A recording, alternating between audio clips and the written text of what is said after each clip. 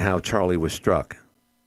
And that's something it's gonna stay with people a long, long time. And I know a lot of young people, particularly young men, really, really valued Charlie Kirk, and I'm sure there's a lot of guys that really need to be spoken to right now. I'm not saying they're going to go off the deep end and do a tit for tat, a tooth for a tooth. They're not going to do that. We're part of the humanity in America that just doesn't think that way. There's some crazy bastards out there that want to get revenge here or have crazy notions, but not at the level of what we're seeing. Not to mention this whole trans community. They're the most messed up people in the world right now. And it's dangerous to even say that. I wouldn't say that in San Francisco. I wouldn't even walk the streets at night. They're just angry, angry people. And something's got to be done. Now, hopefully Trump can take care of this and say, look, if we have to have some type of index to let, and I know that people are going to say, this is crazy. You can't follow people. You can't put, ankle bracelets on people that are transitioning from one to the other. But you know what? There's got to be some type of database out there. Because when something does happen, it says, hey, let's check the list. Remember back in the 90s, postal workers were killing each other? Remember how don't go postal? It's like, geez, if you had a postal friend, you would worry about him coming over, and if he lost $50 on a game. That's a horrible way of looking at it, but they got a bad reputation. They created an expression out of it. Don't go postal. So now we're seeing a completely different mix. Anytime you see protests from this group, not to mention the responses that I saw, particularly from this group, from their community, they're just nasty, nasty people who might have been rejected all their lives. Their father didn't like them for who they are. And that sucks, by the way. I hate that. But now you got to take it out on everybody else, including Charlie Kirk, because your life is miserable because you don't like Donald Trump. So it comes right down to it. You don't like Donald Trump, you want to kill somebody. Why don't you do it to yourself? How is this guy still breathing knowing that he's the most hated man in the world? Where is the conscience? And by the way, the governor of Utah, I don't know his name. I have no idea. But I tell you what, he got out last night, and this guy made a name for himself. I don't care if he's a Democrat or I don't care if he's a communist. What he said something profound. I hope I can paraphrase it as best I can. He says, if you in any way celebrate this death, you have to look at yourself in the mirror and really search for that angel that should be inside you. Because if you're not, then you don't have an angel inside you. There's something wrong with you. And he said it much better than I just did. But that was his message. Look out for anybody that celebrates this. They're angry, just miserable people that love misery, and misery loves company.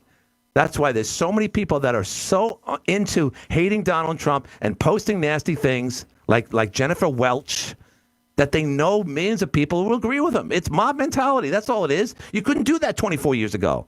You can hate someone from a distance. Geez, I hate that guy. But now, thanks to social media, you got a ton of friends out there. You might not like them if you lived with each other, but you like them from a distance because you all share the same ideology. You hate Donald Trump, and you hate his followers, and they're all Nazis. I hope this isn't Justin. Hi, you're in the air. You don't know the difference? When 9/11 happened, everybody came together. I said that. You watch the news, and you're saying they killed Charlie Kirk, that the Democrats are doing this, when all we know is one guy shot one bullet. That's all we know right now. Oh, we know a lot more than that. Did you know it was transcribed on the bullet?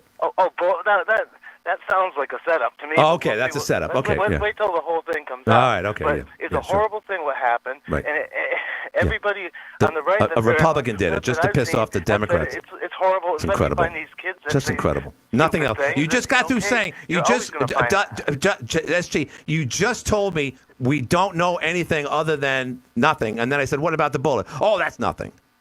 See how dismissive you are? It's nothing till you get the context. No, we got that. That was the big story. No. I'm sorry. I just can't deal with it. Hi, you're in the air. Yeah, good afternoon, Glenn. I heard Danny. Yeah, he answered your question. The head of the mastermind behind. Yeah. And here's what makes me wonder. Here's my question: why is the mastermind of 9/11, Saudi Arabia? Why is he still in He answered that Guantanamo? because Why hasn't he been he hasn't because he played or hung kilowatt. Shut up! beheaded like they do with- Kilowatt, kilowatt, Why is he still kilowatt, Why is he- kilowatt, kilowatt. Just be quiet. He pled guilty so he wouldn't face the death penalty. That was Danny's answer. Wake the frig up. I don't care how old you are. Just shut up. Hi, you're on the air. Hey, Glenn. The angry guy and Danny today, they're just plain wrong. I mean, you're wrong, too. You know, you don't have a good sense of, like, common sense, and you just fall for whatever the news tells you. That's what your generation of people have done and has ruined this country. You have fallen for the 9/11 cover-up conspiracy. The conspiracy is a cover-up that you believe.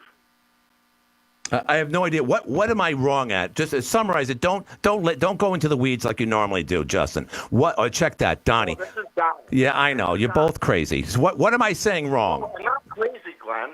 I'm right about this, just like I'm right about just about everything else I call in about. You know, you sit there, the angry guy yells at me, saying, "Oh, he's wrong, he's lunatic." Then Danny comes in and says it. Then SG is like, "Oh, 9/11 really." Listen, it's not. You can't take down 3 buildings with 2 planes. On my North Country News page, I have evidence of the Israeli. Donnie, you got 30 seconds. You got 30 with seconds. boxes of explosives. Go to North Country News. All right, I will. I have a picture of the explosive charges that they use. All right, okay, I will. I'll go to North Country News. I got to go. Look, I'm sorry for reacting this way, but I tell you what, the more and more I look at what's going on in the world, especially with what happened yesterday, and I'm not just doing this whole thing. I see a bunch of influences out there, Megyn Kelly crying, and of course they got to do that. You get the camera on. Okay, I got to start crying. I'm not saying she's disingenuous, but there's a certain thing you got to put on in all this. I'm not doing that. I'm not celebrating. I'm not observing 9/11 anymore. I mean, I am. I know what happened, but we just got to get over ourselves. What happened then and who we were 24 years ago is night and day to who we are now. And maybe we were that 24 years ago. We just didn't know it. But we know it now. So that, to me at least, that's all that matters. That's all that matters. We hate one another. And when we point that out to other people, they just can't stand to be stood up. What? How could you say that about me? I'm important. Who the hell are you? You're just telling them something so simple, they won't take it. Why? Because they just can't get over Donald Trump. They will never be able to do that. They'll look at their portfolio and realize they're benefiting from him, and they will continue to do that. When J.D. Vance hopefully takes over, if he's not killed, he'll be the next president, and the economy will just get better. They don't look at it that way. They already have what they need. They just don't want what you want.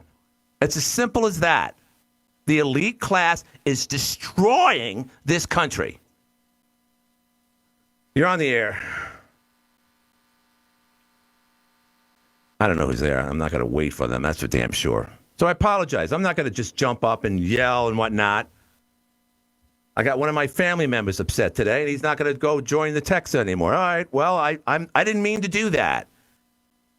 And I don't mean to alienate people here. I hope I didn't scare people off Facebook or, for that matter, Kilowatt. But you got to friggin' listen when you call the show. My patience is gone. It's over. And I just hope that people can understand that.